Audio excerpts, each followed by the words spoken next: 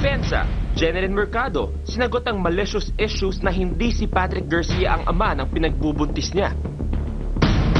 Nang pumutok ang balitang buntis si Jeneline Mercado, kasunod nitong lumabas ang mapanirang balita na hindi raw sa boyfriend niyang si Patrick ang kanyang dinadala, kundi sa ex niyang si Mark Heras.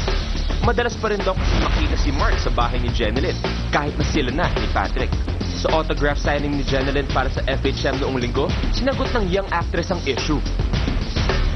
Tigil na lang nila ako yung mga naninira, itigil na lang nila yan. Dahil wala lang silang magawa, siguro. Buntis na ako, tsaka mga anak na ako, ano ba yan? Magkakaroon na ako ng sariling pamilya, hindi pa rin kayo masaya. Maging ang ina ni Jeneline na si Mommy Lydia galit na galit sa kumakalat na issue. Pagkulang ako na dapat magalit sa mga pinamamalita nila. Anong gusto nilang palabasin? Hindi ko naman masasabing si Mark dahil hindi naman si Mark nagpupunta sa bahay. At saka isa pa, si Patrick naman talagang alam kong kasama palagi ng anak ko. Ginugulo lang nila issue between Mark and Patrick.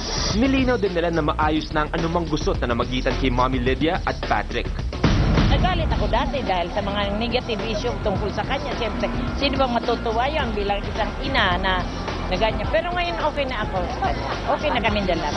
Sa pagbubuntis pa rin ni Jeneline, marami ang nagsasabing mahihirapan na raw itong maibalik sa dati ang takbo ng career pagkatapos manganak. Pero siniguro ng kanyang manager na si Becky Aguila na makakabalik sa sirkulasyon ang kanyang alaga. I'm here for Jeneline through thick and thin. I mean, I did the same thing for Valerie. So, if I did it for Valerie and Valerie's back with a big bang here in Kapamilya, ABS-CBN, what more can Jeneline, diba? Right now, what Jeneline really needs is understanding from everyone, including her parents. Confidence ako dahil may talent ang anak ko eh. Diba? May talent ang anak ko, may ibubuga ang anak ko. Babalik yan. Siyempre thankful ako and I feel so blessed. Maraming mga taong nandyan para sa akin. Mga kapamilya, isa sa mga